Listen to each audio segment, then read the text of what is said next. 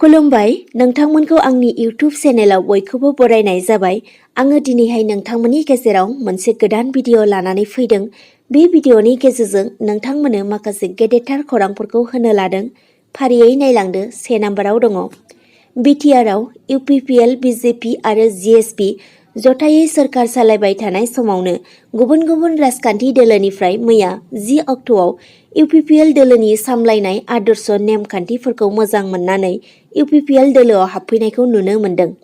बिदिनो बाक्सा जिल्ला तामुलपुर महकुमानि सिङाव थानाय 29 नं सुख्लाय सेरफां बियाबनि सिङाव ब्लक इउपिपिएलनि दैदेननायाव गोबां बिपिएफ आरो गुबुन गुबुन राजखान्थि दोलोनि दैदेनगिरिफोरा इउपिपिएल दोलोआव हाबफैदों। नैथियाव 17थि उपेन्द्रनाथ ब्रह्म सुबुंथिनि फायखि बान्था राननाय हाबाफारि 2020 बे बान्थाखौ मोननो हादों प्रफेसार रामेश्वर चन्द्र बरद'आसआ। बे हाबाफारिखौ बेखेवना होदों बिटिआरनि गाहाय मावफुंगिरि प्रमद बर'आ। थामथियाव मुंदांखा हादरारि सावगारि बोगिरि पारुल नार्जारिया 40 बोसोर बैसोआव केन्सार बेरामजों रुंसारि जायो। मोनथिनाय बायदिब्ला माखासे समनिफ्रायनो केन्सार बेरामाव गोग्लैसोनानै थानायनि जाहोनाव अबथिरा थांनाय 5 जानुवारि 2021 खालाराव रुंसारि जालांनो गोनां जायो। बिथाङा रुंसारि जानाय समसिम हाब्रुबिल गोजौ फरायसालियाव लोगो फोरोंगिरि महरै खामानि मावगासिनो दंमोन। बिनि सिगां बिथाङा सिलगारा गोजौ फरायसालि आरो गसाइगाव हिन्जावसा गोजौ फरायसालियावबो लोगो फोरोंगिरि महरै मावबोदोंमोन होनना मिथिनो मोन्दों। बिथांनि अबथिरा रुंसारि जानायखौ नखरनि सुबुंफोरजों लोगोसे ओनसोलनि सुबुं, फोरोंगिरि लोगोफोर, गावनि लोगोफोर, बिथांनि फरायसुला फरायसुलिफोर आरो दुलाराय बर' आरिमु आफादा गोथौयै दुखु मोननाय फोरमायदों। ब्रैथियाव बेरगाव दख'रा बर' फरायसा आफादा मैया 10 अक्ट'आव 31थि बोसोरसालि जथुमानि सावराय मेल खुंफुंलांदों। बे मेलाव दुलाराय बर' फरायसा आफादनि सोलोंथाइ नेहाथारि कास्तम बसुमतारिया गावनि बेसेनगोसा बिबुंथिखौ फरायसाफोरनो गुवारै बुंथिलाङो।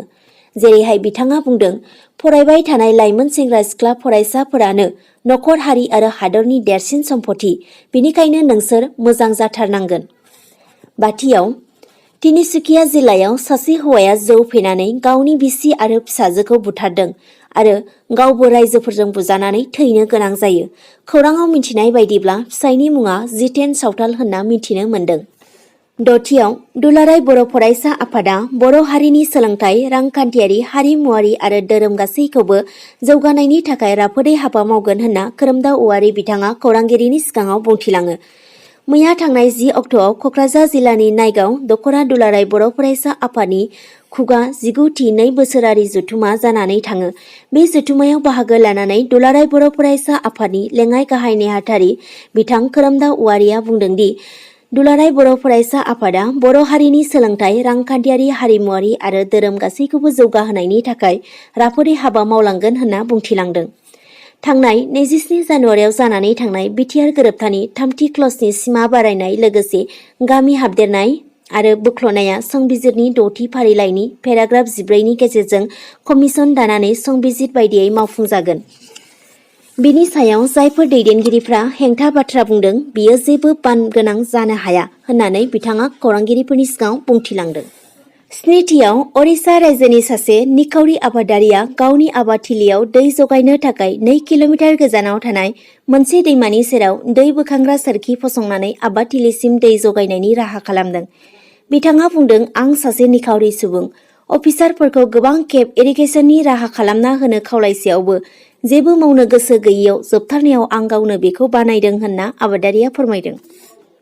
8थियाव थांनाय 9 अक्ट'खालिनो सनितपुर जिल्लानि फिजा सिबिएमआ कमिसन मेम्बार दालिम बायान बिथांनो सनितपुर आरो बिश्वनाथ जिल्लाखौ बिटिआरआव सोसननो मेम'रेन्डाम गथायनाय जायो। 9थियाव बर'नि मुंदांखा फावखुंगुरजों लोगोसे बर' सावथुननि डाइरेक्टर सपन कुमार ब्रह्मआ बर' फिल्म प्रडिउसार एस'सिएशननि नेहाथारि बिबानखौ रुजुननानै लाबाय। बिथाङा रायजो राजाफोरनिसिम मिजिंथिदों बयनिबो हेफाजाब मोननानै जाहाथे खामानिफोरखौ मोजाङै मावफुंलांनो हायो। 10थियाव देग्लाय दुलाराय बर' फरायसा आफादनि 53थि मिरु बोसोरसालि जथुमाखौ बिश्वनाथनि गहपुर बरपुखुरिनि मुंख्लं फोथाराव खुंनाय जागोन। बे हाबाफारिखौ सानथामनि हाबाफारि लानानै खुंनाय जागोन। 29 जानुवारि, 30 जानुवारि, 31 जानुवारिसिम। बेजों लोब्बा लाखिनानै थुनलाइयारि हाबाफारि खुंनाय जागोन। थुनलाइयारि हाबाफारिया फारियै जागोन बर' इंराजि खन्थाइ आवरायनाय, जायगायावनो खन्थाइ लिरनाय, बाथ्रा दान्थेनाय बादायलायनाय। खन्थाइ आवरायनाय आरो जायगायावनो लिरनाय आयदायाव मोनसे जिल्लानिफ्राय गासै 3 बादायारि बादायनो हागोन आरो बाथ्रा दान्थेनायाव मोनसे जिल्लानिफ्राय 2ल' बादायगिरि बादायनो हागोन। जिसेआव भारतआव कर'नानिफ्राय रेहाय, 24 घन्टायाव सासेबो सुबुंनि जिउ खहा जायाखै। दुलाराय भारत नाङै फैगौ 16 जानुवारिनिफ्राय कर'ना भेक्सिन होनायखौ जागायजेनसिगोन। कर'ना भेक्सिन होनायनि सिगांनो हादराव मोजां रादाब मोननो हादों। गोबाव सानफोरनि उनाव थांनाय शुक्रबारखालि हादरनि मोन 11 रायजो आरो मिरु खुंथाय रायजोफोराव कर'ना भाइरासजों सासेबो सुबुंनि जिउ खहा जायाखै। जिउ खहा जायै रायजोफोरा जादों फारियै राजस्थान, आसाम, गवा, मणिपुर, अरुणाचल प्रदेश, लादाख, सिक्किम। 19आव महाराष्ट्र रायजोनि बान्दारा जिल्लायाव थानाय गंसे देहा फाहामसालियाव हरखाब अर खामनाय जाथाया खमैबो सा 10 गथ'साफोरनि जिउ खहा जानाय जाथायखौ गोथौ दुखु मोननाय फोरमायदों भारतनि गाहाय मन्थ्रि मदिआ। गाहाय मन्थ्रि मदिआ टुइटारनि गेजेरजों गावनि दुखु मोननायखौ फोरमायनानै बुङोदि महाराष्ट्रनि बान्दारायाव थानाय देहा फाहामसालियाव हरखाब अर नांनानै गिथावनाङै जोंब्लावनाय जाथायाव सा 10 उन्दै उन्दै गथ'साफोरनि जिउ गोमानाय जाथाया थारैनो बिखा खामथावथाव।